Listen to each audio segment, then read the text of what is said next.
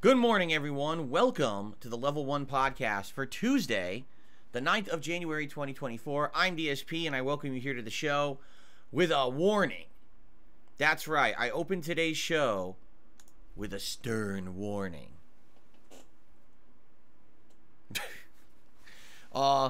We are in the midst of a very bad weather pattern here in the Seattle area of the United States. We have crazy rain, super strong winds. Last night, the power went out, and it actually scared me because you got to remember, number one, I don't have a battery backup anymore for my PC. It died a few weeks ago, and I haven't had a chance to buy a replacement yet. In fact, I kind of forgot about it. So, number one, I'm like, oh, crap, what about my equipment? And number two, I have the hard drives of all the backed up, archived, throwback gameplay plugged in. And I was like, oh no, don't tell me the power went out and now everything's going to be fried, right? So I ran up here when the power came back on and I turned everything back on and everything is fried. I'm just kidding. No. Oh, God. No, everything's fine. Luckily, everything is fine. But it's like, damn, that was a close one. I mean, because the winds are still so strong, I mean, they've been this way for over 12 hours. Like, it's been crazy windy out there. Everything's whipping. You're going to hear today a loud crashing noise in the background. I said, what's that noise? It's my blinds, because I need the window open to stay cool, or to stay, nicely fresh air in here. But the blinds are going like this, crashing against the window. And there's nothing I can do about that. The wind is that strong. So just to forewarn you, if today I am broadcasting and all of a sudden the stream goes completely dead, it's probably because either the power went out again, or maybe due to the inclement weather, something happened with the internet. All right? So far, so good. But I obviously want to give you the heads up that that might happen today. Very high chance with how bad the weather is. In fact, our scheduled weather for the next few days is quite bad. We've got this kind of weather for the next day or two. And then this coming weekend, our temperatures are supposed to dip by anywhere from 15 or more degrees, and we're actually supposed to get snow. Now, how much snow right now is up for debate, so I'm not really too worried about it yet. And the good news is, neither my wife and I are really planning on doing anything over the weekend. I'm streaming, and she doesn't have to work those days. So we're hoping that the snow, if it does hit, won't really negatively affect us. If you're wondering who I'm looking for Jasper. He was just around here a minute ago. He was jumping on my lap, and I was wondering if he was going to be around here for the podcast. He'll probably swing in at some point. Anyway, welcome to the show. Fingers crossed that I can get through it without the power going out. Let's talk, guys. We got a lot going on, man. We got so much going on right now, which is cool. We're now in the midst of the year-end series, which are going very smoothly, and it's fun, and it was a really exciting stream last night.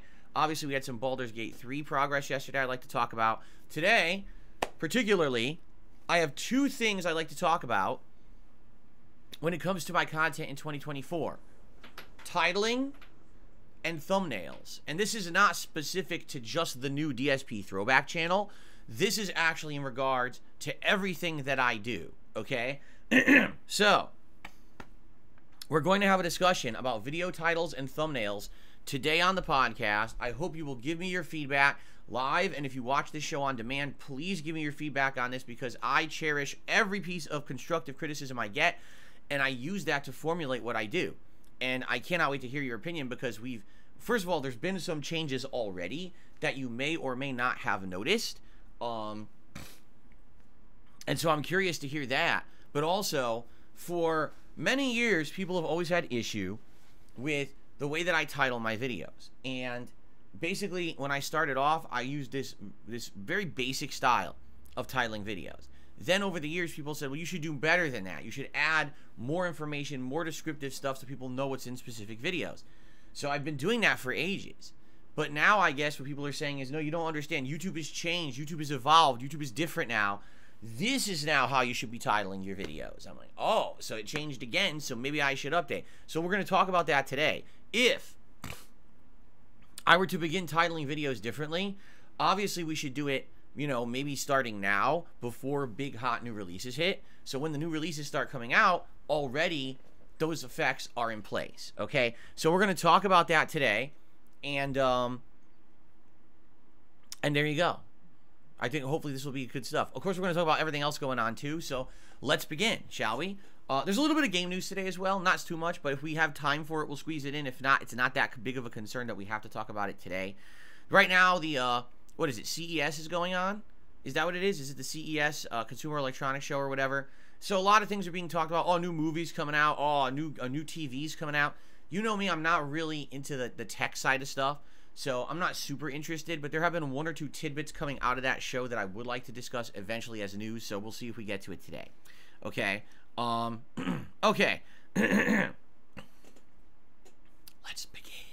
Okay, so first of all, before we even get started, whoa, right? Ladies and gentlemen, we hit a new record of members on this channel. Last night, during the most disappointing games of 2023 countdown, I was gifted another 200 memberships, among others, and added all together, we hit 1,080 members. That's the most DSPGaming has ever had in its history. You know, 15-year running history here. Well, actually, it's around 14-year running history of the channel. 1,080 members. So that is absolutely amazing, right, that happened. And thank you to those who made it possible. Particularly, it's Nikita, who over the last few days, every day is gifting like 200 memberships, which is insane. So we hit a new record, okay? That's excellent. That's amazing.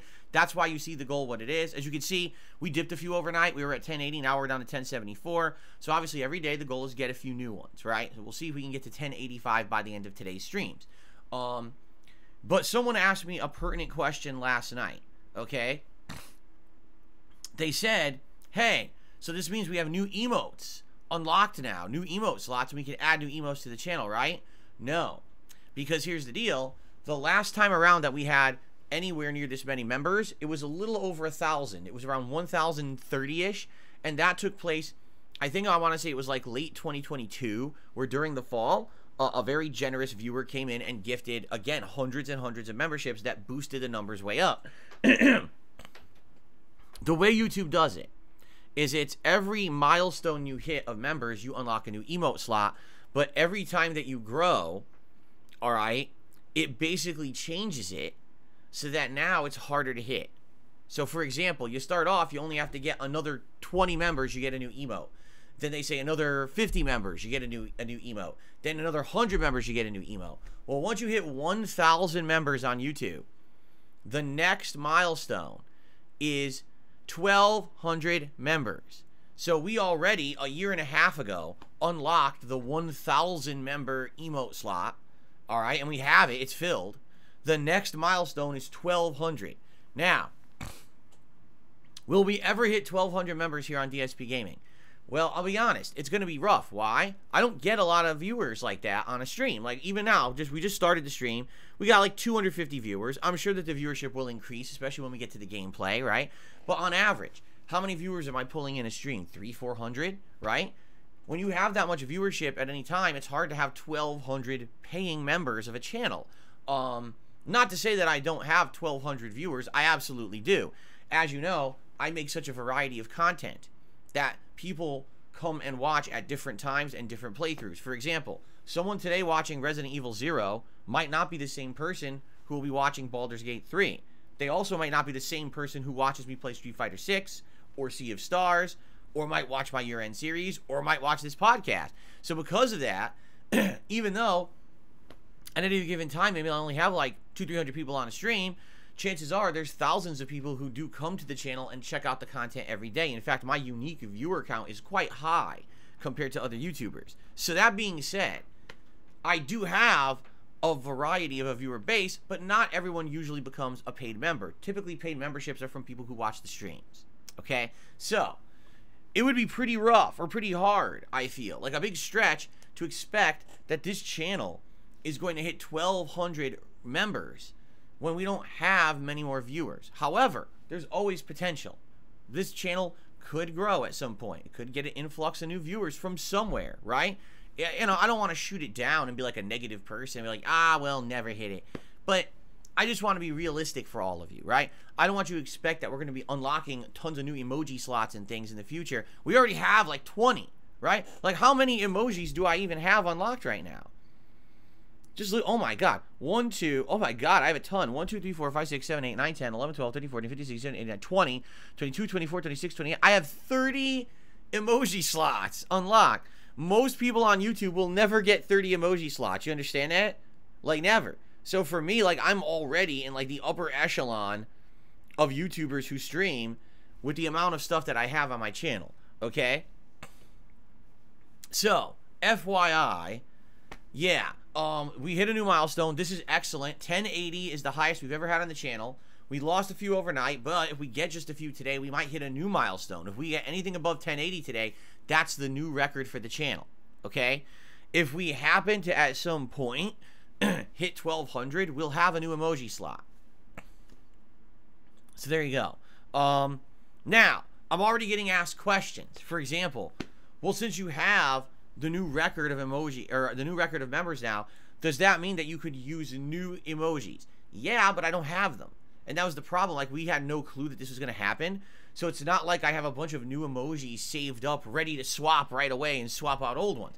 So if anyone had an idea of a new emoji and wanted to maybe whip something together, the new emoji that we could use, and then we could all collectively agree, hey, there's an emoji we really don't use that much. It just kind of sits around, so we should maybe replace that emoji with this other new one. I'd be down for that. That's okay. That's great suggestion, great feedback, and I'm always open for that.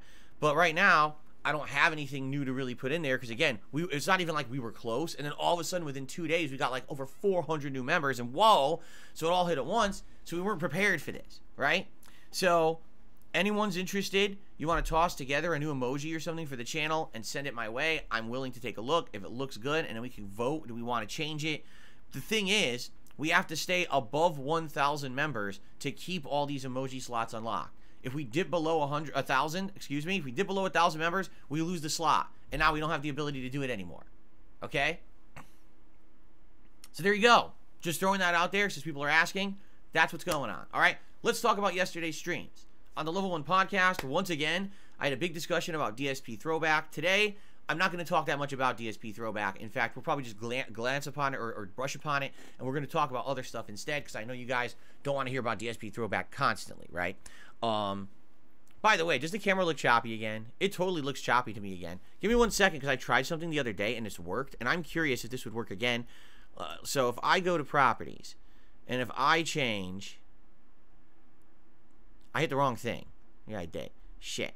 I wanted to do this. If I change the resolution to a lower resolution, like let's do this really low... Oh, that doesn't even work. Hold on. I want to do like a low widescreen resolution. Like this one. No, that doesn't work either. Hold on. What is going on here? Did I screw the camera up now? Maybe I did. Where's 720p? There's 720p. Okay. Yeah, it's not working. The resolution is not changing, I don't think. Is it? Hold on. Oh, because this is open. But that might have fixed it, actually. Hold on. Oh, there we go. Look at that. Okay. So now I'm 720p, and all the lighting's off because for some reason the lighting adjustment is different at 720p than 1080. Don't ask me why. That makes no sense, but it is with this camera. So now if I go from 7... And by the way, the frame rate's fine. See that? The frame rate's much better. So now if I go back up to 1080p... it didn't really do much, did it? The camera works nicely when it feels like it, and some days it's choppy, and there's not much I could do about that, I guess. Anyway, alright, so yesterday's streams. We had a discussion about DSP Throwback.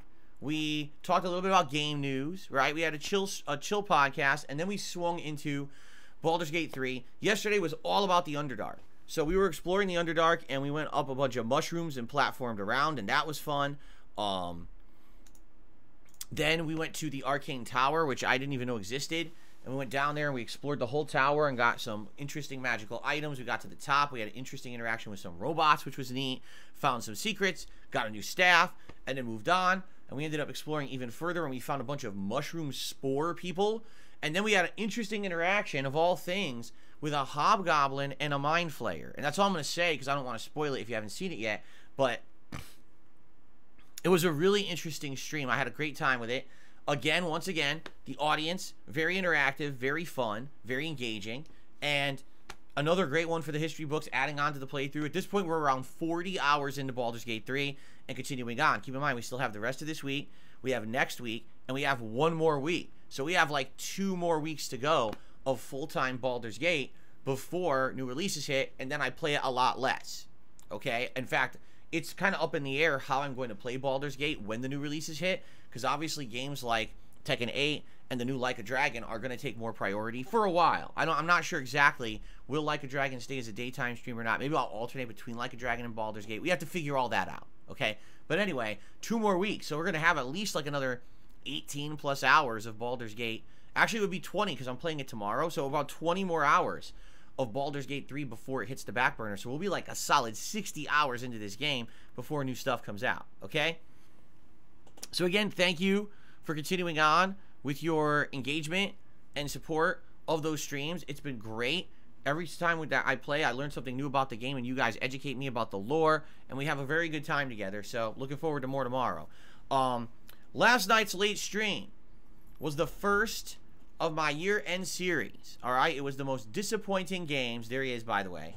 The most disappointing games. Wow, it really is choppy. The camera is choppy today, and I have absolutely no clue why.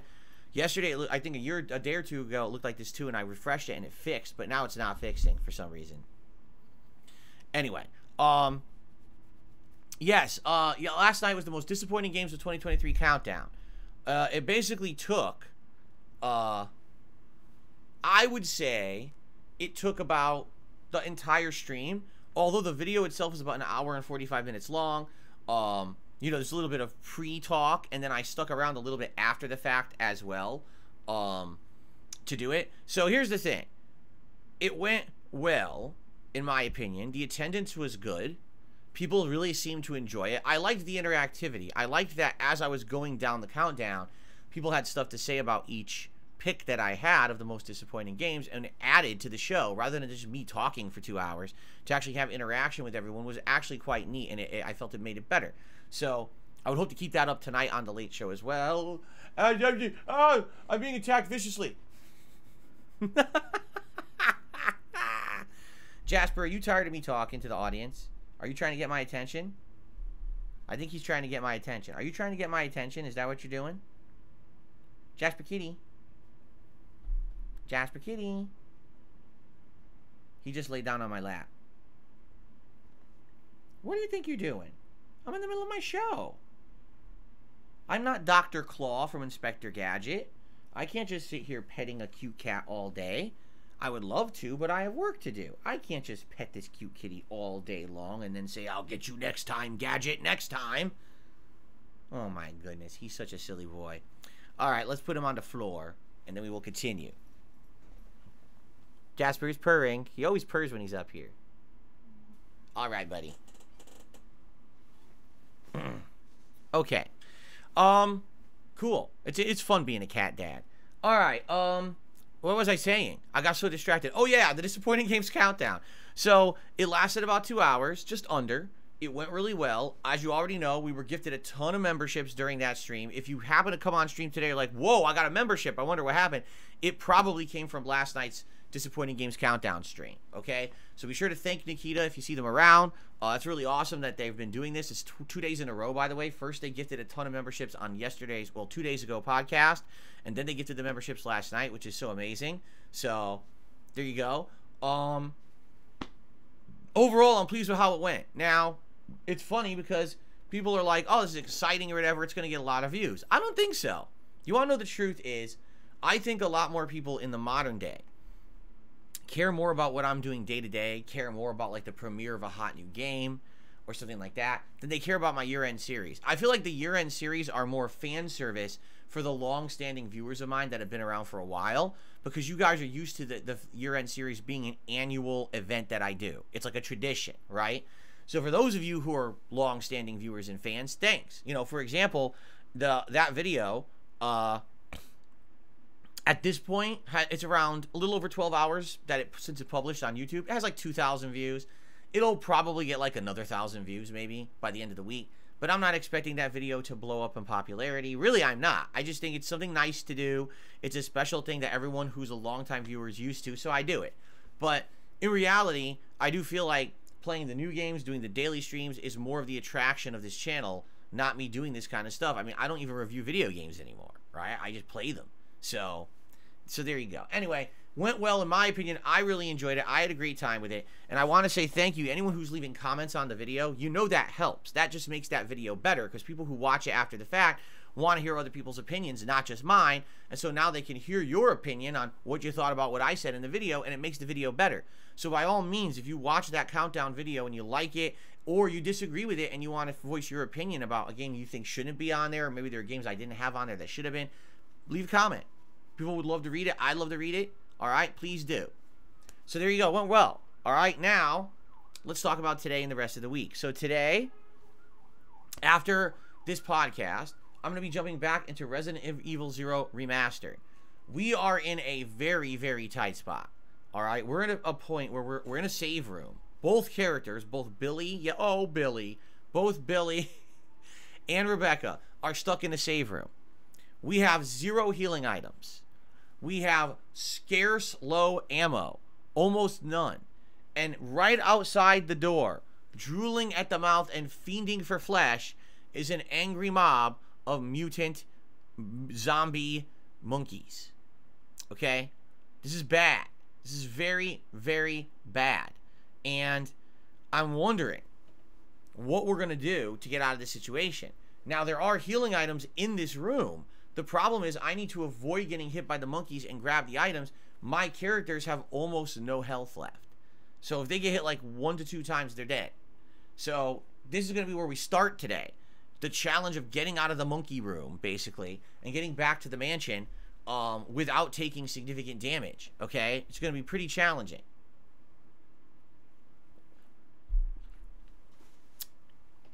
So I guess we'll see how this goes.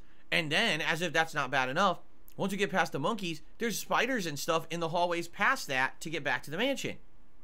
So we've got a giant kind of gauntlet to get through to get back to a point where we feel more safe and can continue on with the playthrough, okay? So I guess we're going to see what happens and go from there. So that's going to be the start of today's streaming here on DSP Gaming. A very tense situation in Resident Evil 0 Remastered. If I remember correctly, 8 years ago, it was exactly the same situation. Like, we had these tense moments where I had low ammo, low resources, and I had to get through areas, and I just had to do trial and error over and over until I finally figured it out or got lucky to continue on with the playthrough. The game is just that hard on the harder difficulty. So, we'll see how it goes today, okay? On the late stream tonight, it is my second night in a row of my year-end series, and tonight it's a twofer. It's a double feature. We start off tonight with the viewer's choice best playthroughs of 2023. Now that I know the results, because I checked the results to get prepared for today, what I can tell you folks, the viewer's choice best playthroughs of the year are not the same as my picks for game of the year. Some are overlapping, but some are very, very different, okay? So that's fun. The only bummer about this, because I had no idea what you guys were going to nominate, I didn't have all the video footage saved up for some of these games. Like, for example, something that wasn't a new release playthrough, I didn't expect to have to need video footage of that, so I didn't save any. So now here we are, and you're like, oh, I nominated a retro game you played, and it actually made the top 10. I'm like, shit, I don't have the video. So there will be one or two intro or entries where you're going to see a little bit of a bootleg, like Audible.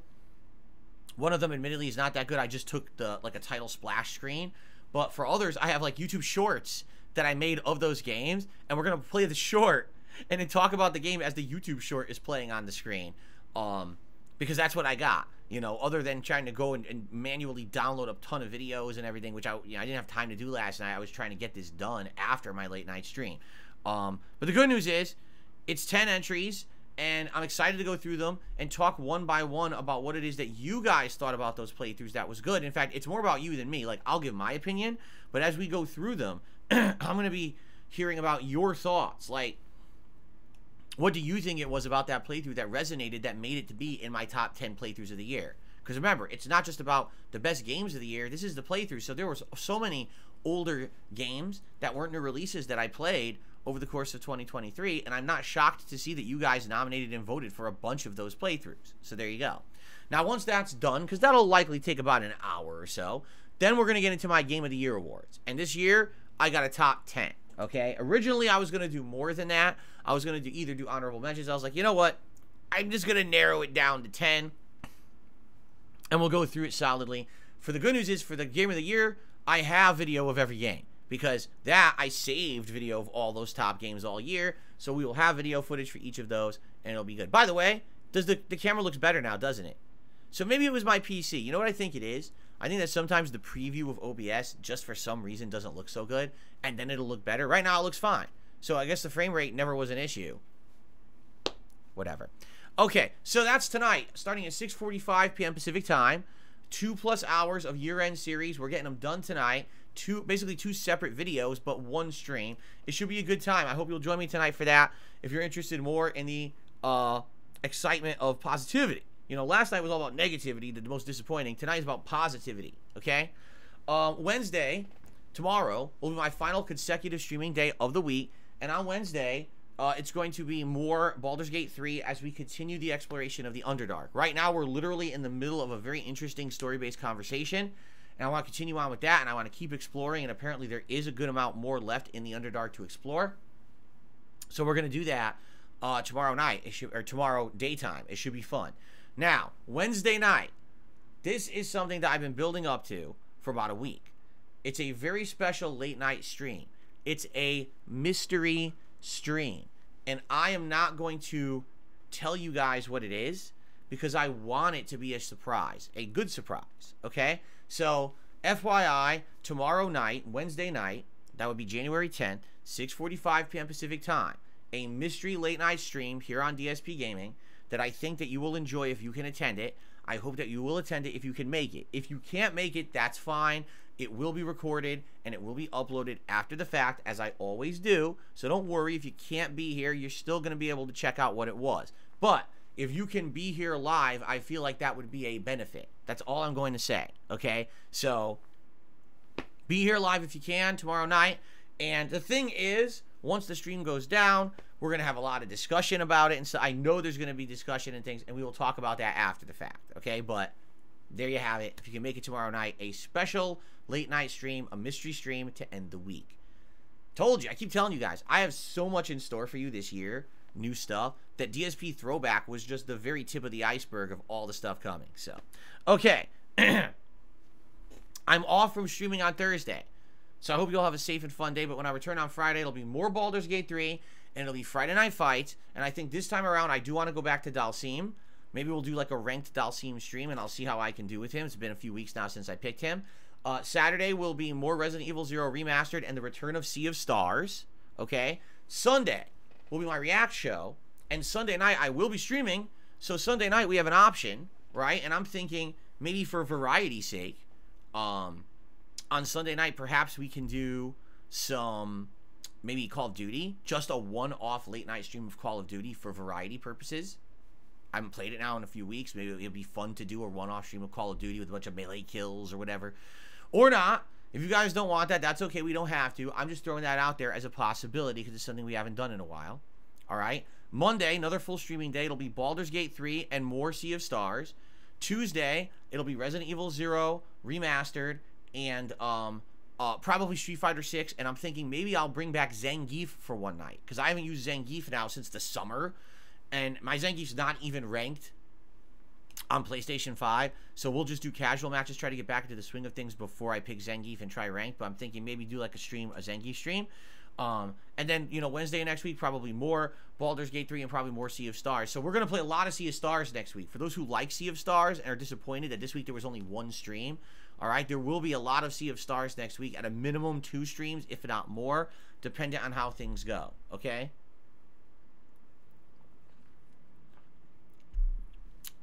Awesome. Keep in mind the next big new releases are coming out on the 26th, and yes, I'll be playing both Tekken 8 and Like a Dragon Infinite Wealth. Those will be the 2 main games that'll carry me. Other games will become night streams, or there may be some balance because I don't know, you know, how many streams of Infinite Wealth are going to be daytime streams before maybe we'll make it a night stream. I don't know. We have to see. You know, I'd love to leave it as a day stream, but I don't know how it's going to work because those Japanese-centric RPGs don't always do so well as daytime streams. So we got to kind of find that happy balance, right? But anyway, that's coming up at the end of the month, and then the next big event that I'm doing is on Saturday, February 10th. It's going to be my Super Bowl event. I did one last year where I dressed up in a football outfit, right? Jersey, helmet, carrying a football, had all these props and stuff, had some food, some booze, did some random stuff. You guys loved it. You guys said, let's do it again. So this will be my first marathon-style event of the year. There's going to be food, there's going to be booze, but we have to figure out what else we want to do. And I feel like we haven't really focused on it yet. Why? Because, I mean, let's be honest, we're focusing here on the year-end series and all the other stuff going on. So let's begin to think about this, and then maybe like next week, we'll start to seriously talk about it and figure out what it is we want to do during that Super Bowl event, because it could be reacting to ads, it could be playing games, it could be just talking, it could be anything, right? I'm not sure. So let's figure it out. Okay, very cool. And FYI, as you can see at the bottom of your screen, these are my goals for today before we move into other topics, because I'd like to talk into other topics now. If we can hit 1,085 members today, that would hit a new record for the channel, and it would help support-wise. Consider becoming a member today, or maybe supporting the channel with some gifted memberships to help the community. And of course, on every stream that I do, I try to hit at least a tier 1 tips goal of 50 bucks. Thank you to everyone who helps me hit that. Let's see if we can do that by the end of the Resident Evil gameplay today. All right, so I have 2 important topics I would like to cover right now.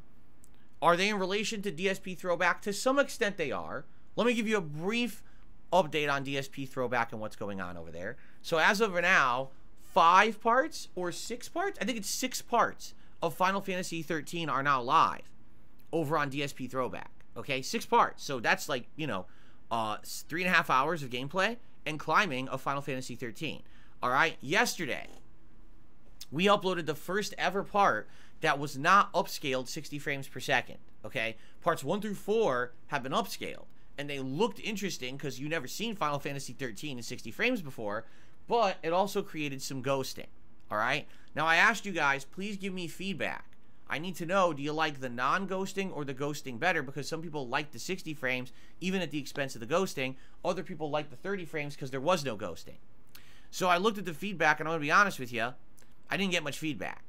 I got very little, maybe just like 3 or 4 comments, and it's kind of split. Some people were like, nah, you know what, I like the 60 frames, can we go back to it? And some people were like, yeah, I definitely see that the ghosting is pretty much non-existent now at the expense of the 60, so keep it like that. So honestly, I don't know really what to do, because it doesn't seem like either way, there's no like consensus. I mean, maybe we could do a poll on the channel, on the community tab, to see what people think, but I just didn't get the feedback that I was hoping for in the video comments, you know? And by the way, now that we're at like part 5 or 6, definitely the views of the playthrough, as expected, have trailed off. You know, part 1 of Final Fantasy 13 has like 5,000 views. Part 2 only has just over 1,000 views. Part 3 has like 900. Part 4 has like 800. And now part 5 has like 400, right? But this is what's going to happen with an RPG. You're not going to get consistently high views, it's always going to trail off on an RPG. So I'm not surprised at all that this is happening. And keep in mind that Final Fantasy 13 is going to be like 60 parts. So can you imagine when we're in like part 40, the views probably will be way down, and that's okay, but that's why I want to balance that channel with other content. I don't want the whole channel to be the Final Fantasy 13 channel for 2 to 3 months. I think people would get pretty darn bored. So, just so you know, work has already begun, all right, on the Red Dead Redemption playthrough. I've already uploaded like 2 big batches of videos. It's hours of gameplay, and the work and editing on Red Dead Redemption has already started. And likely next week, we will start alternation on that channel between maybe one day Final Fantasy, one day Red Dead, one day Final Fantasy, one day Red Dead. That way it's going to appeal to more audiences, and you won't have to wait forever to see the Red Dead stuff, right? Because some people saw the Final Fantasy and were like, whoa, I can't wait to see Red Dead. Oh, wait, I have to wait 3 months for Red Dead? Ah, shit. No, we're not. We're going to actually start alternating, okay? So I'll let you know when we have more information about that. But that's what we're working on right now for you over there, okay? So that's an update on DSP Throwback. Please keep checking out the information or the videos over there, and please let me know what you think. Should it be 30 frames like part 5 and onward are now, or should it be like 60 frames like part 1 through 4 was? Are you okay with the ghosting or not? That's the feedback I need. And maybe I will run a channel poll over there simply because I think it's the only way we're going to get the definitive answer on that, all right? You know what? And it also might be interesting when Red Dead starts to see if Red Dead looks different at 60 than 30 frames, and if the ghostings is bad. I don't know. We won't know until we try it with Red Dead, right?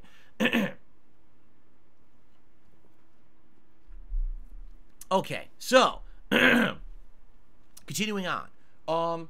I have 2 topics to talk about right now, and this applies to all of my content. This is just not applying to DSP Throwback. This applies to everything moving forward. First of all, you may or may not have noticed, but already this year, there has been a significant change to my thumbnails. I'm going to show you what I mean right now. Are you ready? So what you see over here is a thumbnail comparison, okay, of what my thumbnails look like on my videos right now when they go live on DSPGaming. Exhibit A, as labeled with the letter A, appropriately, is what my thumbnails used to look like. Usually it would have half of the thumbnail covered with, say, an image from the game, and then it would have the logo of the game, and then it would have a number. However, they were very uniform, and what I mean by that is that image of the game would remain the same image on every thumbnail. It would never even change. It would just stay the same image. So a lot of the times, that would actually be like the logo of the game or the box art of the game. That's what you would see on the thumbnail. So that was thumbnail A. Okay? Thumbnail B is what we're currently doing in the new year, whether or not you noticed it. Okay? So thumbnail B, what happens is you still get a number, you still get the logo, but that's superimposed over a frame grab from the actual video. So it's video specific. So for example, if there's a big boss fight in the video, I'll probably take a frame grab of that boss fight, and that's what that would be. If there's a notable character who's introduced, if there's something important happening, that's what you'll see in the art there, okay?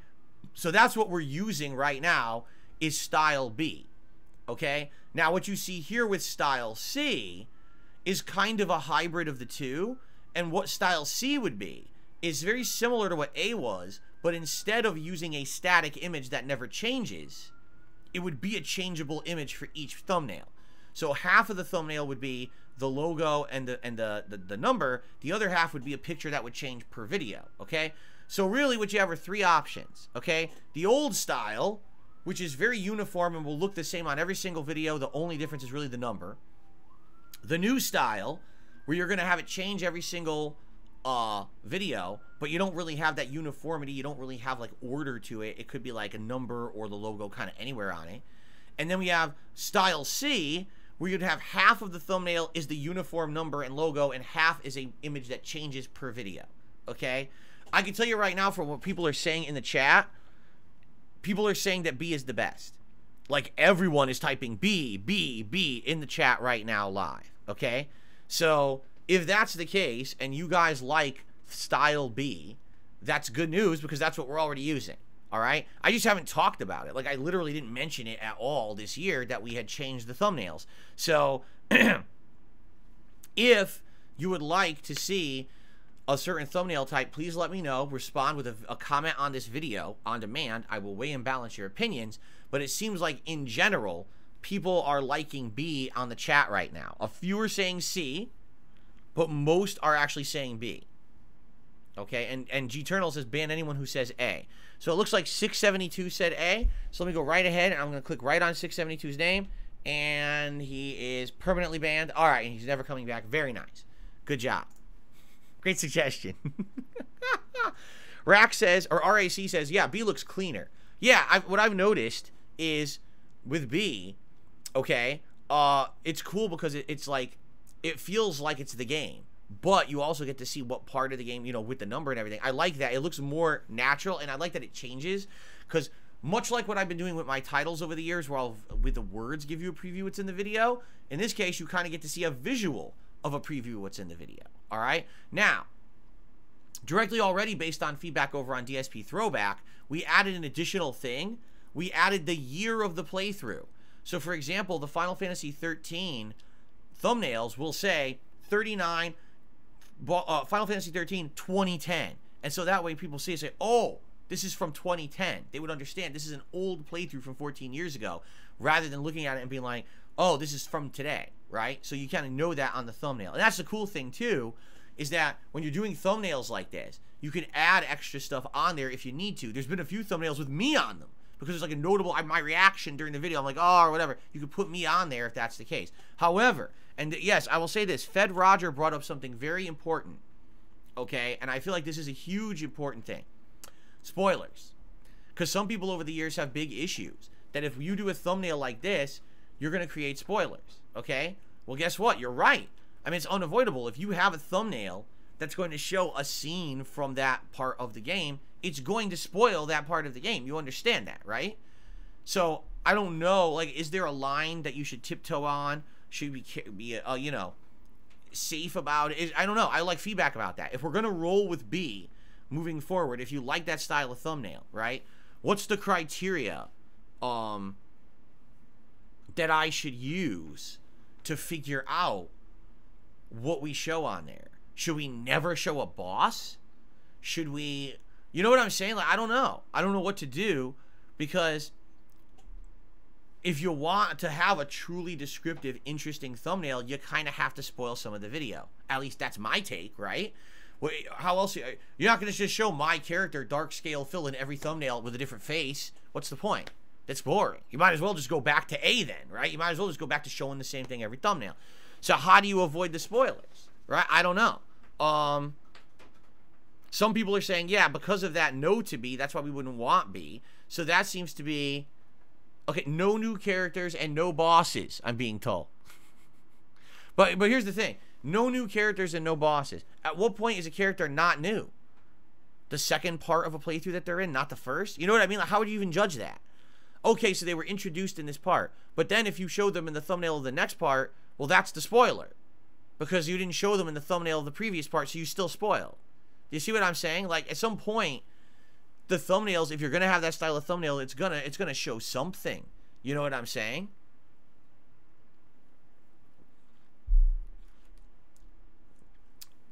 .672 says, all right, just a blank white square from now on is perfect. You know what's funny? I never used to do thumbnails many years ago. It wasn't until, what was it, like 2016?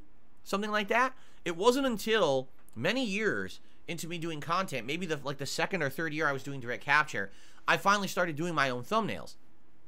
I used to just let YouTube auto-generate all the thumbnails, and everyone had mixed feelings about that too. Some people were like, well, that's cool because it'll show like an action scene from the game. But some people would hate it because sometimes it would actually show like a boss fight, and people would be like, oh my god, that's like a giant spoiler of what's in that video. For me, it was always a mix, and the funny part is, here's the real funny part, okay? YouTube has a tendency to pick the worst frames of something and make it the thumbnail. So, for example, I'm making like an hour-and-a-half podcast, but if at any moment during the podcast I take my finger and I put it up my nose and I go like this is now the thumbnail for the podcast. No exaggeration. This will be the thumbnail if I let YouTube auto-generate, right? Or if like, oh, my ass itches, I go, oh, I pick my ass. That'll be the thumbnail. They always pick the worst possible unflattering auto thumbnail for a video. It never fails. It's like, I don't know, I look like a monster. I look like a deformed beast, like a Picasso painting in half the thumbnails they pick for this shit. So usually when I do the podcast, I pick, because they'll give you like 3 suggestions. I'll try to pick the best of the 3 suggestions. So just think of it this way. All right? Think of it this way. If you see a bad thumbnail of me, that was the best of the 3 that YouTube provided. Yeah. So if one day you see me like going like this, blowing armpit farts, and that's the thumbnail, that was the best of the 3 that YouTube picked. The other one is probably like me vomiting or something, you know? Jeez, thanks a lot, YouTube. Anyway, so there we have it. Those are the thumbnails. Right now, the majority of people seem to say B, but be careful about spoilers. Fair enough. That's the feedback I needed. Now, we have another important topic to talk about, just as important as the thumbnail, and that's the titling of videos, okay? So let's talk about the history of me titling videos, because this has actually changed a lot over the years. When I used to do playthroughs, it was literally the name of the game, playthrough, part, and the number. Done. And I did that from 2008, like all the way through like 2014 into 2015. And that, I mean, that's a long span of time to do that. Like, that's like 6-7 years of me making content that it was like that. And then all of a sudden, about halfway through my YouTube presence, people started to complain and said, Phil, you're like a dinosaur. You're outdated. Everything you do doesn't align with what everyone else is doing on YouTube. Aren't you aware that everyone says that kind of titling is outdated and bad? You're doing it wrong. What you need to do, you need to add additional information so people know what's in the video. Because, for example, let's say you're watching a giant playthrough and people want to know what part that epic boss fight is in. How would they ever know if all you have is part 1, part 2, part 3, part 4, part 5, part 6? They'll never know. Maybe if the auto-generated YouTube thumbnail is lucky enough to grab it, you would know. But a lot of times it's not. And then I started using those thumbnails that would be the same every video, so people would never know what was in the video, right? So the feedback that I received directly from all of you was, please add a descriptive portion of a thumbnail or of a title to a video. So to give you some examples, just I'm gonna pick my most recent videos here. Baldur's Gate 3 playthrough part 38, exploring the Arcane Tower, and I can't even read it. It's tiny. Oh my god. All right, let me bring it up on my laptop here. It's like microscopic over there. I can't even read it. Here we go. Let me refresh here. Okay, so let's try that again. Baldur's Gate 3 playthrough part 39. What lies at the top? And then sport people and an unlikely ally. So there you go. Part 37. Some camp turmoil. The trouble with turrets.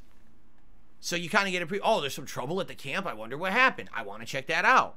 There was turrets somewhere. And the thing is, if you've already played the game, you can figure it out. Oh, the turrets, the infamous part of the game with the turrets is the Arcane Tower. So that must be where Phil is. And incidentally, part 38 says, exploring the Arcane Tower and some Gith lore. Ooh, I want to learn some lore about the Githyanki or Githyaki, whatever their name is. I should watch that part. You see? So because I add those little descriptive blurbs at the end of the videos, it allows people to know which parts they want to tune in. And maybe there's parts they outright just want to skip because they're not finding it as interesting, right? And that's fine. So that's why I add those in there, okay? Now, here's the feedback I'm now getting, okay? This is the feedback I've gotten recently. I'm doing it wrong. Okay? Again, I've done it wrong. So I'm not doing what everyone else is doing, all right? So I'm not even kidding you. I've been a YouTuber for so long. I've now been around the block for so long making content, I've seen it come full circle. At first it was, I was just using the game and a number, and then people said, that's not good enough, you have to put descriptives. So now I've been using descriptives for many years, and now people are telling me, no, that's not good enough, you're doing it wrong, you're putting too much information. I'm like, wait, what?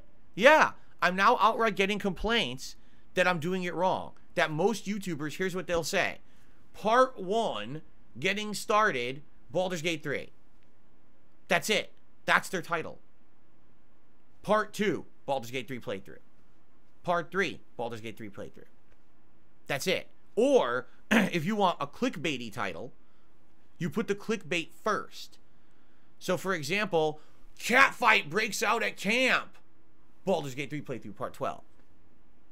That's how you title your video. So you don't actually put any useful information first. You put a clickbaity title first, and then you put the other information. So for example, going along with the same videos, right, that I just was talking about, let's say part 40, it would, instead of being Baldur's Gate 3 playthrough part 40, talking with the Spore people, wow, secrets revealed, it would be, wow, secrets revealed of the Spore people, Baldur's Gate playthrough part 40.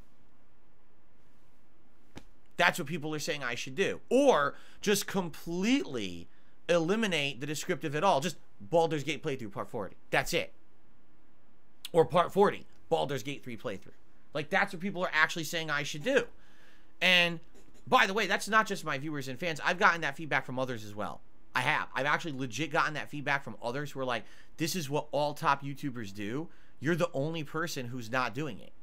And I'm like, again, you know me, I kind of live on an island alone from everybody else. I really do. I ignore everyone else around me, and I just do my own thing. I've always been like that. So when you guys tell me that things are changing and this feedback, I take the feedback and I try to listen constructively. If you guys want me to change my titling style, I will. I absolutely will change it. But I need that feedback from you, and it seems like a lot of people are saying that now. That's right. Fed Rogers says, so say, this fight ruined my day. Baldur's Gate 3 playthrough part 10.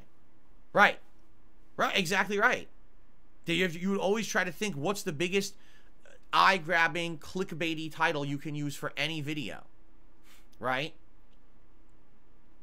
DSP's Salty Tears, Street Fighter 6 Friday Night Fights, and then the date. Right? That's what it would say. You know? I get that. I totally get that.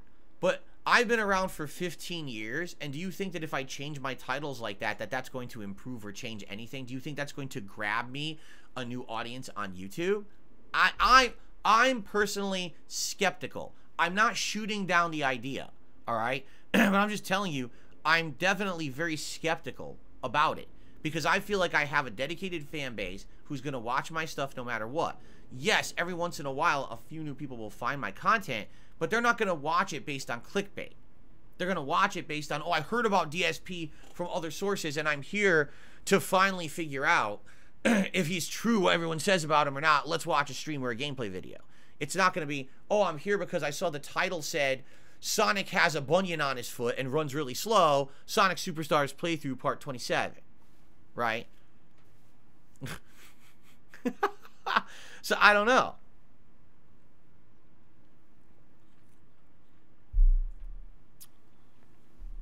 You guys tell me. I want your feedback on this. Would you prefer to see me continue with my titles as is, which would be the game, playthrough, the part number, and then a little bit of a descriptive? Or would you prefer to see some kind of a just part 2, Baldur's Gate 3, with no descriptive at all, but I would flip it, so now you know what part first and then the name of the game? Or would you prefer if I actually get some kind of a clickbaity thing first and then the name of the video? You guys tell me. All right? Seriously, I want your feedback on this. And if this is something that you want me to implement, we can implement it with new playthroughs. I probably wouldn't do it with the current playthroughs I'm doing, but maybe we could try it with a new playthrough. We could try it with, say, Like a Dragon.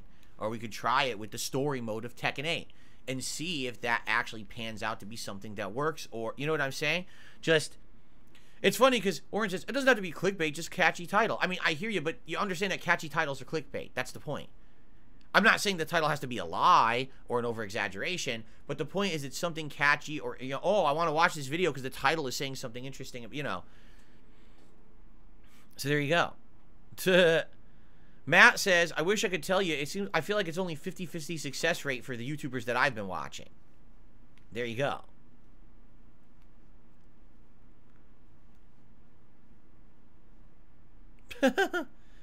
Borkworm says, if you try it, and you can always go back. I mean, you're right. Snowblind says, try all of the above. Upload the same video 3 identical times with 3 different titles. See which ones people watch. Now that would be, that's ultimate bait. Imagine if you uploaded the same video 3 times, but you named it completely differently to see which. So it could be like, the first video is Baldur's Gate 3 playthrough, part 40, Dark Scale Fill versus the Tower of Magic. And then the second one is just part 40, Baldur's Gate 3. And then the third one is, oh no, curse my dangling blue Dragon Balls, Baldur's Gate 3 part 40. And then see which one people click on. The tower cursed my dangling blue Dragon Balls, Baldur's Gate 3 playthrough. Yes. That would be perfect, right? Like, which one would you click on? Oh my god. That's pretty funny. But I wonder, right? I don't know. Dragon Balls get the views. Oh my god. See, the thing, here's the thing. This is me being very transparent right now.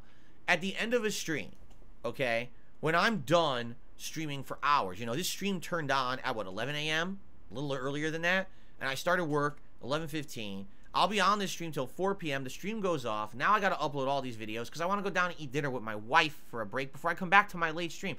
Do I really want to go through every video I just made and think of some kind of a clever clickbaity title for each part of the gameplay that I just recorded, right? It's difficult enough skimming through and just finding what happened in there. But now I gotta sit here and be creative about each... Man, so I went to the Arcane Tower and the turrets were a pain. Turret pain is insane in my membrane. Arcane Tower turmoil. Baldur's Gate 3 playthrough. You know what I mean? Like, I had to sit there and try to figure it out for every part. You know, there's a difference between if something actually notable really happened in each part and it sticks out. That's easy titling. But there's going to be times when, like, there's nothing going on or it's a more boring part. Do I just make shit up? Right? Do I just literally just make a title up? Like, what if a part was just, like, I hit level 6 and now I spend half the part leveling and the other half is walking to a new area, right? So what the hell do I title that part? If I was titling it right now, it would be Baldur's Gate playthrough, part 41. We hit level 6, let's do the leveling, or something like, you know, something very basic. So what should I put there? You know? Holy leveling, Batman!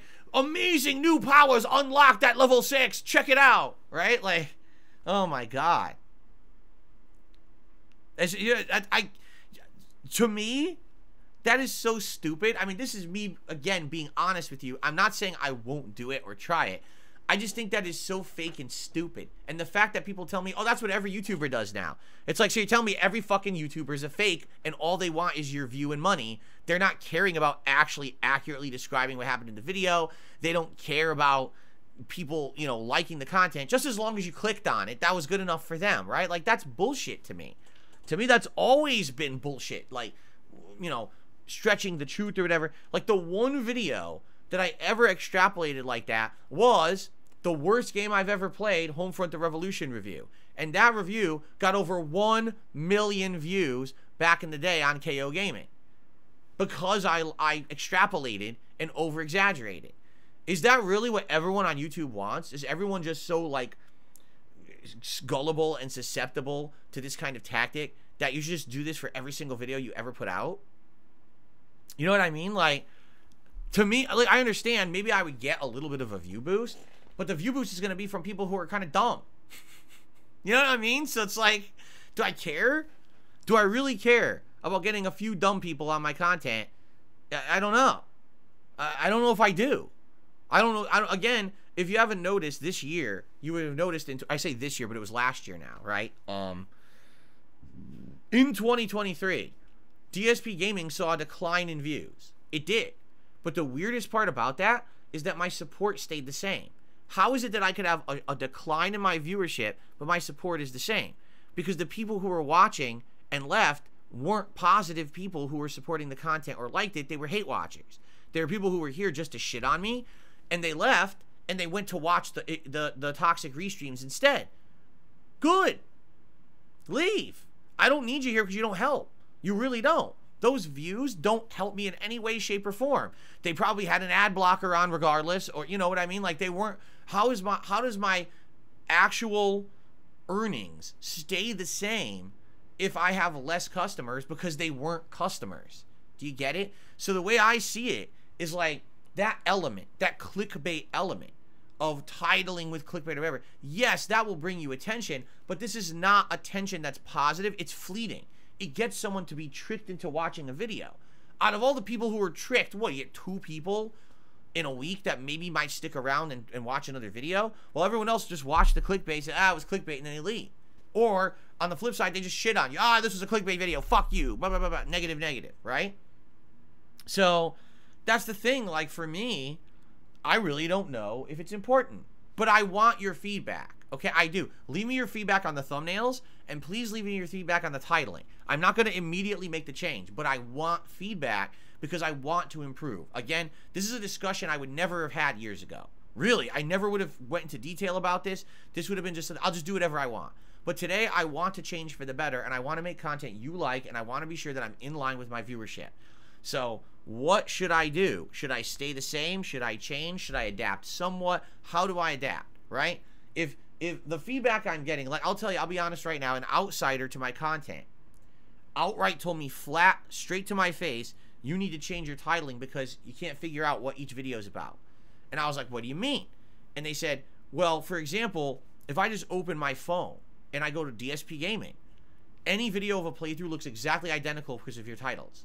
Every single part will say the name of the game and the number, and that's it. That's all you see. Even though you have the descriptive titles, they come at the end, and you never get to that unless you click on the video.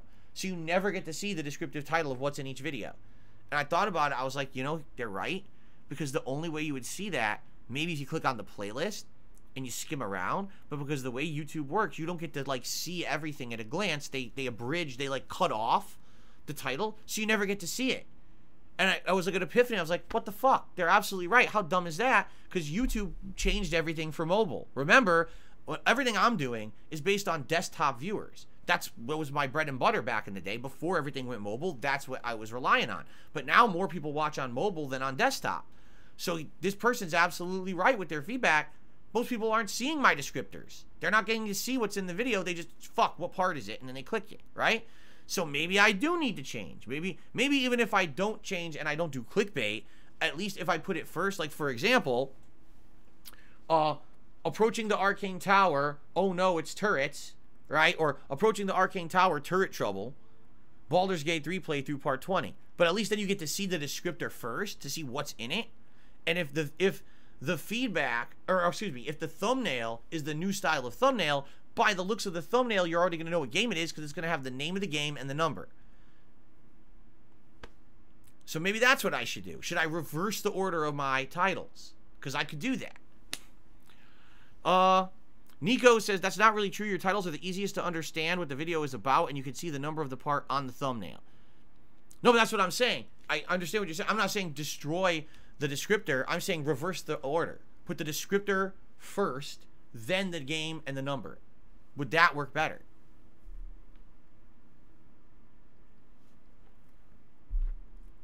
Some people are saying that would work. JDTV says, just keep it as is, but just change the thumbnail. So there you go. All right. We've talked about it for a big segment of the show. Please give me feedback. I know we'll have hundreds to thousands of people who will watch this and give me comments and feedback. Please do. I want your feedback. I want to weigh and balance what you have to say about it to make the right decision. All right. I want to improve for the new year. I want the content to look fresh and different and be more entertaining and more exciting and more descriptive for everyone. Okay. Okay. I need to close my window a little bit. It's actually very cold in here because, like I said, the temperature's dipped and we have bad weather, windy outside. I got to close the window a little more. My feet are actually very cold today.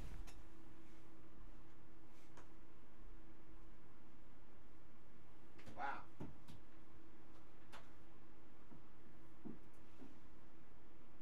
There we go. This cord here.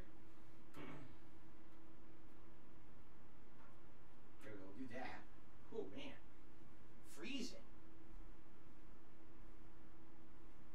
Freezing temps. It's actually supposed to get to freezing temps this weekend. Right now, it's like in the 40s, I think. Yeah, it's actually 40 right now outside.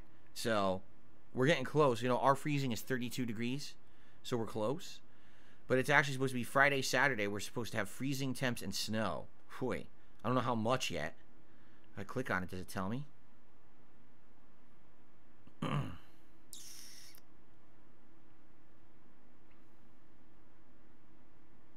1 to 3 inches on Friday.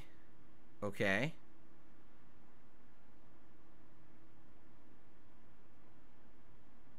3 to 5 inches overnight.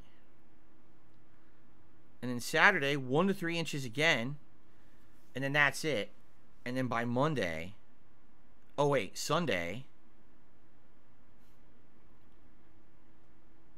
nothing. And then Monday, nothing. So we're going to have snow Friday and Saturday. What about Thursday? Because Thursday's my day off. And that would piss me off if we have snow on my day off. I'm not going to lie. Here's Thursday. No, just a chance of rain. Okay, good. So on my day off, we will not have snow. That's a good thing because that would actually upset me. Okay, so we're having snow Friday, Saturday here. That's why it's getting so cold. A cold front coming in. Interesting. Okay, so thank you. Oh, by the way, License for Soul says the new style of thumbnails has me wanting to watch your Sea of Stars playthrough. Good feedback. Thank you. Thank you so much for that. Okay. Do states like Washington shut down if there's snow like that? We are not equipped for snow. As much as we should be because of climate change, we're not. So when snow hits, you know, the trucks go out. They put very limited stuff on the roads to clear them. No one really plows local areas or streets. It's only major roads that get plowed. So if you really get 5-6 inches, no one's going to plow here. It's just you got to drive over it until it melts. So, yeah. We don't really do much about it. And by the way, people here are just so not used to driving in snow. They drive like idiots. They either drive like snails or they drive maximum speed. No one drives like a normal person in the snow. So you constantly have like accidents and shit because these people are stupid. Okay. All right, guys, thank you for your feedback. Please give me feedback on the thumbnails and the titling. I want your feedback and to make a determining factor, and I'll figure it out from there. Let's get to shout-outs. Now, on the YouTube side of things, I see nothing. All right? So I don't see any super chats, no memberships, nothing today. We do have some tips, so let's do the shout-outs for the tips. And Jasper Cat has jumped on me here. Here we go. PFC Deer in Headlights, if you were banned the other day, you can email me at darksidephil@hotmail.com and include the link, the URL link to your YouTube channel, and then I could look into unbanning you. What do you think, Jasper Kitty? Should I unban him? No response. He's upset because he wanted to be on my lap, and I can't let him be on my lap when I'm going to play games. Okay.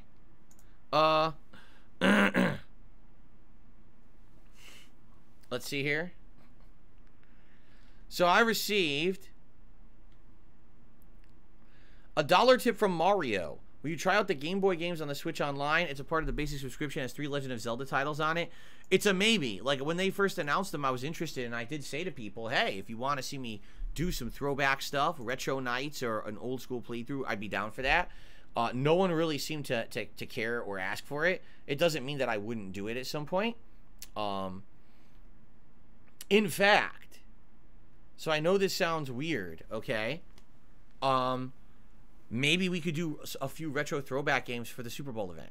I've always wanted to do a retro games event. I tried to do one early last year, but that was when I still had monthly marathons based on goals being hit of members, and we didn't hit the members' goal, so I didn't do it. Maybe we could have a retro marathon where I play like old school games off of the Switch or something, just for fun. It wouldn't be the whole thing, but maybe an hour or two of retro gameplay. I'm just saying, it might be a good idea. Okay, Mario tipped another $1. He says, Sakurai has stopped his YouTube channel. He says he's begun work on a new game. What game do you think he's making? Super Sentai Soldier Smash. Which, of course, is going to drive everyone to a loop because it's Super Sentai combined with the Smash Brothers gameplay, but not for Nintendo. No, I made that up. I don't know what he's making. I'm happy to hear that he's making another game that apparently he's into it, because remember, he was so burnt out. After finishing the last Smash Brothers, he was 100% burnt out. You could tell. Like, the guy was like, I'm tired of it. I'm tired of the fans being crazy. I'm tired of the hype. I'm tired of the grind. He just needed time away. And he took, what, a year or two away? Which is good for him. Very good for him. So, hey, Let's see what he's working on next. He's a good game developer. Let's find out, right? There you go. And let's see here.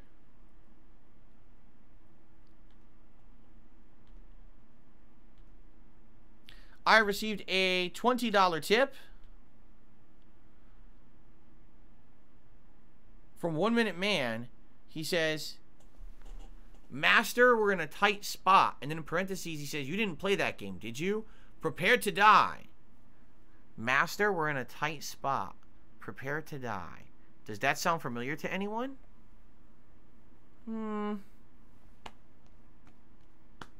It's not ringing a bell with me.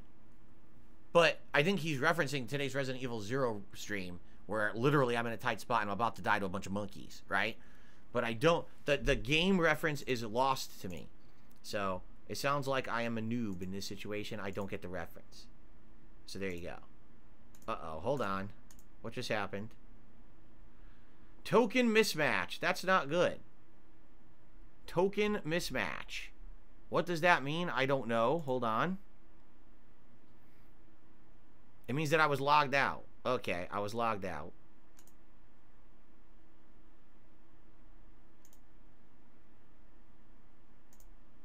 Hopefully this still works.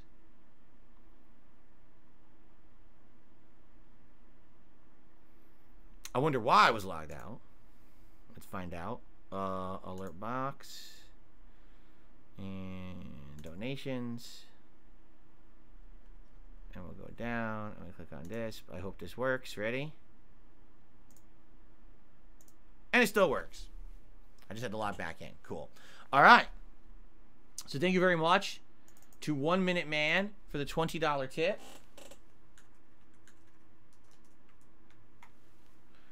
Always appreciated, 1 Minute Man, you supporting every kind of content that I make, whether it's gameplay, whether it's the podcast, no matter what channel I'm on. I really, really appreciate that. Thank you for getting a good start on our tips goal for the stream. Very much appreciated. So, yeah, I don't know. Does anyone know what that reference was for? Killer 7. That was a Killer 7 reference, do you think? Jade is saying, how about having some animation for your tips in Tekken, like maybe Paul or King? Maybe.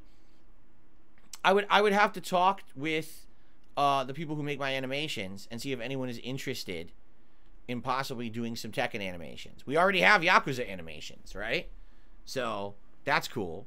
So maybe we could actually have some Tekken animations too. Put my face over Paul or King or something. All right, I'll have to look into that. Thank you for the suggestion, Jade.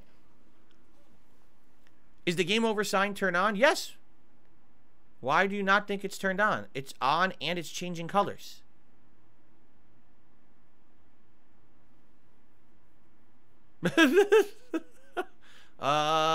Yes.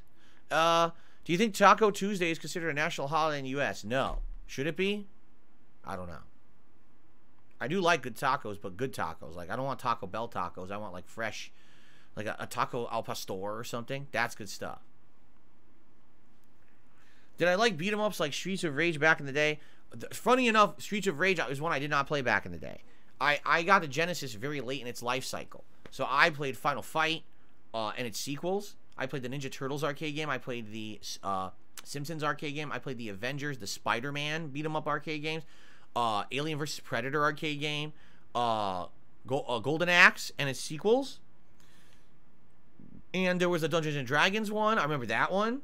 I think it was called like Shadows of Mystara or something like that. Something like that. But really, the only beat-em-ups I did not play was Streets of Rage. Because, again, I got my Genesis so late. I played, like, Sonic 1, Sonic 2. I rented Sonic 3 and Sonic and Knuckles. I had the X-Men 1 and 2 for Genesis. I didn't even have Street Fighter for Genesis. I didn't. I had it for SNES, and I rented it for Genesis, but I never got it. Yeah, so Streets of Rage, I didn't play it till many, many years later. And when I did, I was like, oh, this is really neat. This is like, basically Streets of Rage is like Final Fight plus. Like, they added a bunch of things, like motion inputs and things like that make the game actually better, in my opinion, than Final Fight. It was like they took that formula and evolved it a bit. Great music, too. Do I ever use snow chains on my tires? If I did, I would destroy the roads because we don't have enough snow to use snow chains. I don't live in, like, you know, the Midwest, the United States, where they're getting a foot of snow every day. Here, like I said, we're going to get snow this weekend, and it's a rarity to get snow. So Friday, Saturday, we're going to get snow. And then after that, we might not see snow again the whole season, or maybe we will. But usually it's not a regular thing.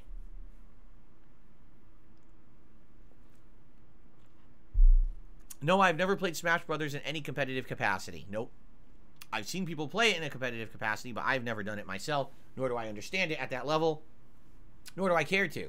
Seems like it's pretty complex, and it's a whole other system of gameplay that's nothing like the fighting games I come from, so I don't really care. But I'm not down-talking it. I'm sure it's just as challenging and competitive as any other fighting game. JDTV says you should play Streets of Rage 2 on stream. I did. I'm pretty sure I did. Let's find out.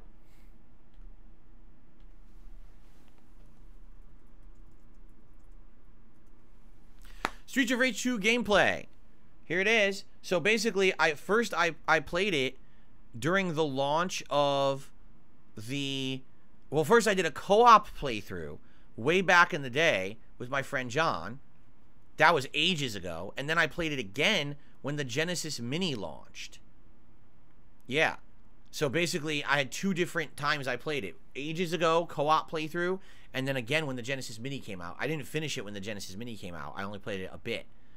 But 12 videos. So all you got to do is search my channel for Streets of Rage 2, and you'll see I played it multiple times. But we're talking back in the day. Back in the day, I did not play it. So there you go. Hello, John. How's it going? Yes, there is an Apollo Justice trilogy coming out soon. I'm not playing it. Those games, as much as I like them, because I do, I like this investigation style, murder mysteries and things like that, crime dramas. They're too long. There's too much dialogue that you have to read because there's no voice acting. So, you know, I like playing the games, but if I'm committing to like a 60 to 80 hour playthrough where I have to read nonstop, I'm going to lose my voice, which I have. I actually have lost my voice multiple times playing Phoenix Wright games in the past. And I got to be careful. You know, I'm playing a certain amount. I'm streaming a certain amount. I have to stream a certain amount. I can't take days off from streaming because I lost my voice. So I have to be very careful about that. And that's why, if you haven't noticed visual novels, I usually just don't play them anymore.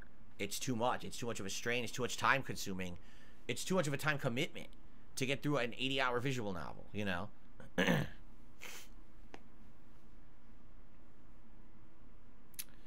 All right, guys, a little bit more time if you guys want to discuss anything. By the way, I just want to confirm everything's working on the channel, right? I just find it odd. There's 0 super chats, 0 memberships, 0, not even a re-upping of a membership.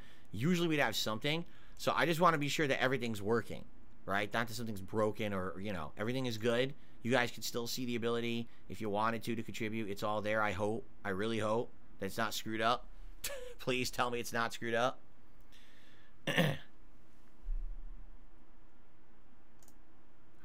I know for a fact YouTube is having issues, and the reason I say that, they have not updated their revenue for like 3 days. Like, what's today, the 9th?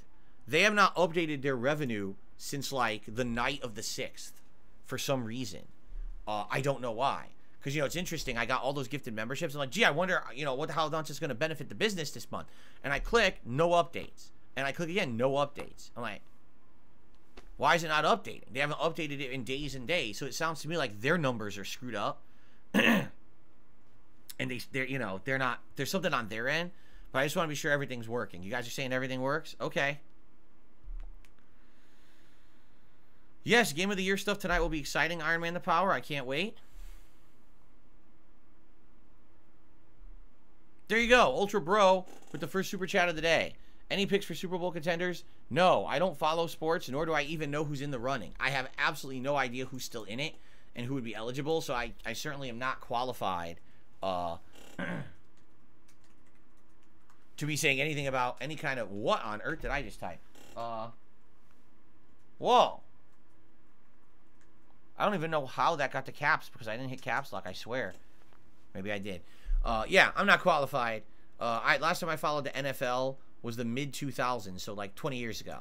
So, yeah, I can't really say much about that. Thank you for the first super chat of the day.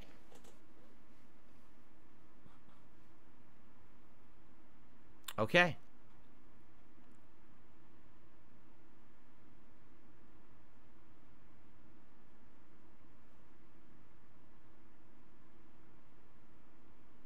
Will I wear the helmet for the Super Bowl event? I have it, yeah. Why wouldn't I put it on? I won't wear it the whole day, but I'll wear it. The thing about that helmet, no lie, when you put it on, it just echoes in your ears. And you're like, ah! You're like, I can't hear, like, oh my God, my ears. So I can't wear it the whole day, but...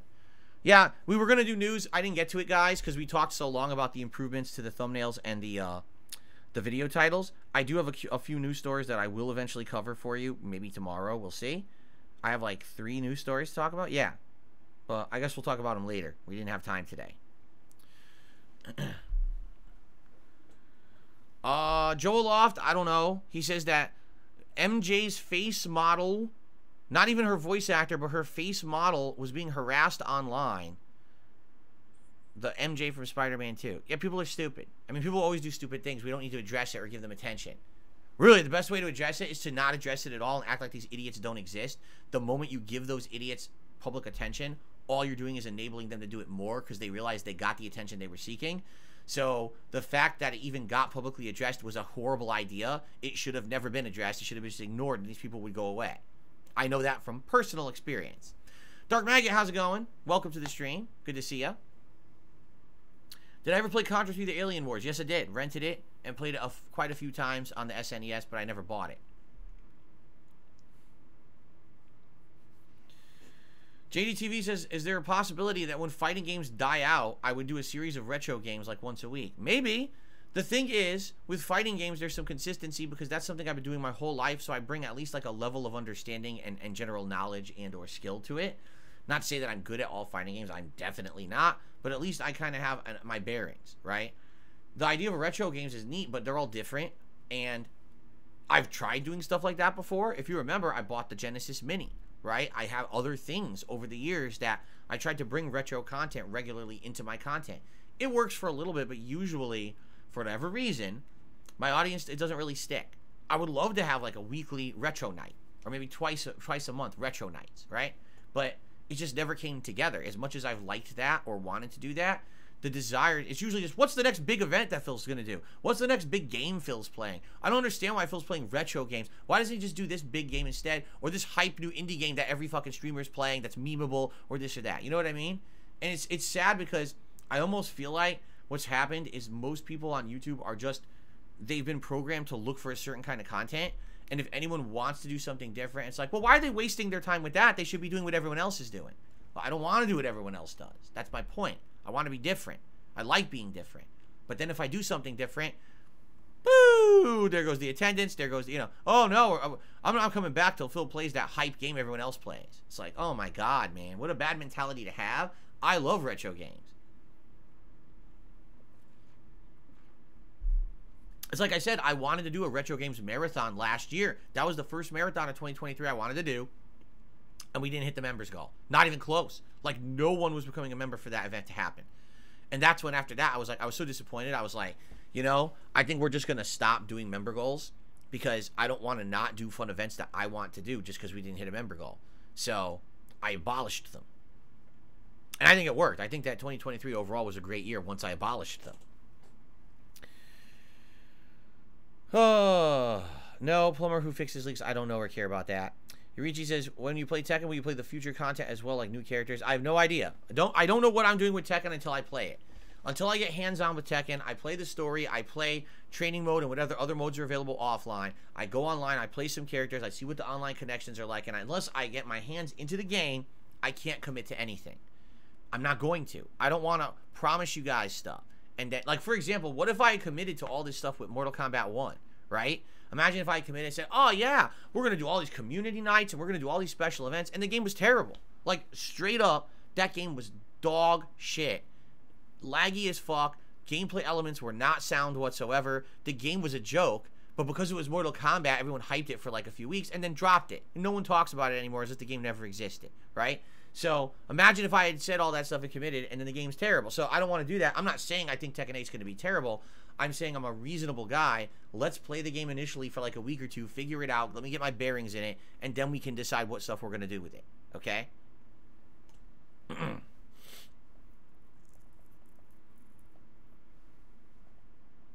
Gabriel says, I think the countdown tonight and tomorrow will go longer than you think with the discussion. Here's the thing. The viewer's choice countdown, right, of your favorite playthroughs All it's going to be is I show the game and I say, so here's why I think you guys nominated. What do you guys think? And I get a minute of feedback, and then we're on to the next.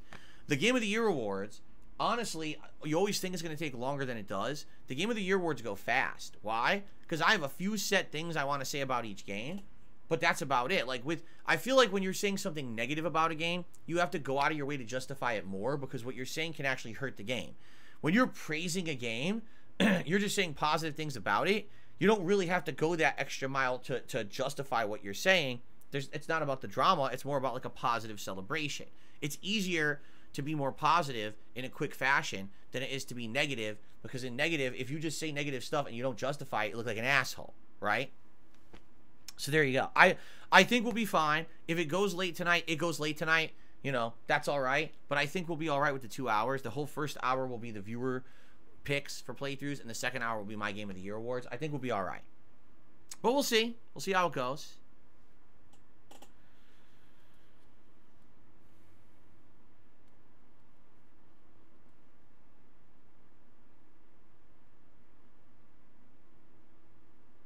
All right, John, I'm glad that you'll be there tonight. Cool. All right, guys, any last-minute topics or anything before we adjourn and we get ready for Resident Evil and me dying about 48 times before I get any progress? Because it is. It's going to be me dying, trying to get out of this room with these monkeys. This is going to be a pain in my ass.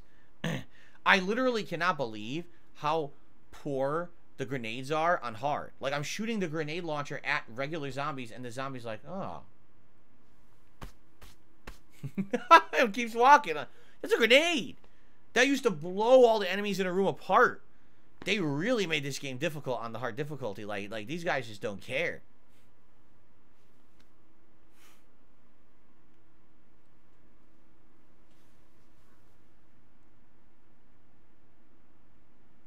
Matthew, I'm well aware of that. We talked about that when it happened. I don't really want to go into it again because we did actually do like a segment about it on the show a week or so ago. So, what's for dinner? Something quick tonight.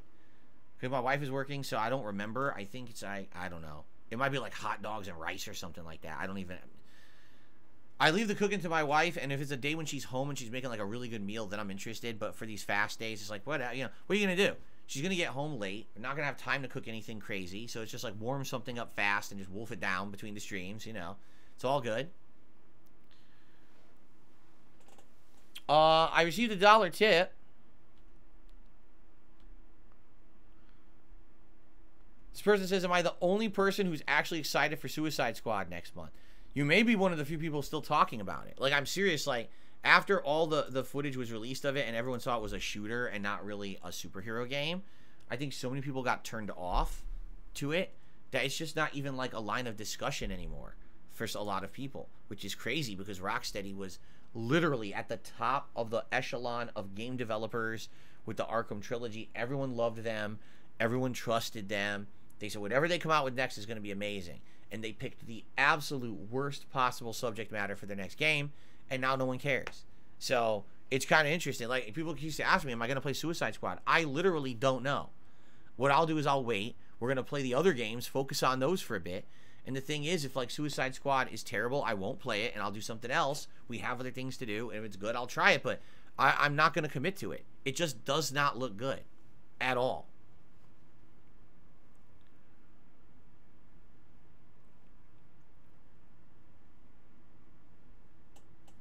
No, it's all good, Matthew. No worries. No reason to apologize. I'm just saying, you know, we already talked about it on the show. It's not worth to keep, you know, reiterating the same topics.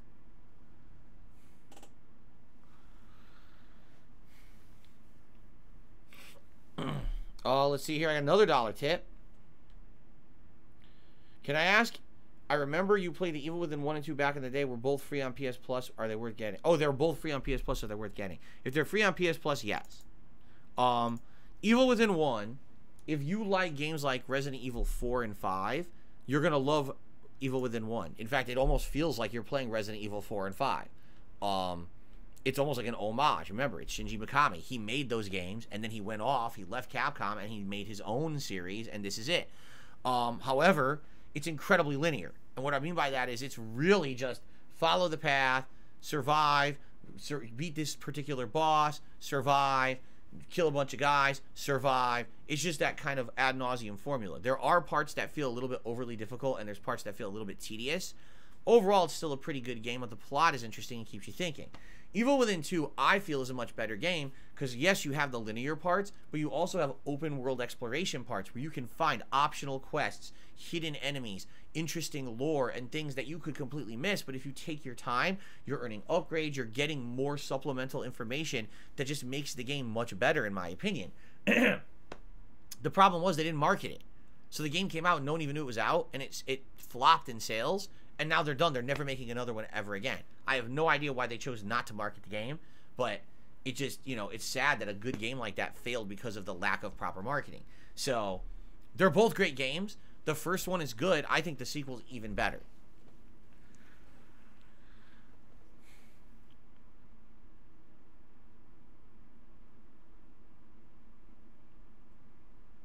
Oh, man. So, Radical Josh, you got to cool it down because of that. I see what you're saying. Well, I still hope that that you can play something and relax, right?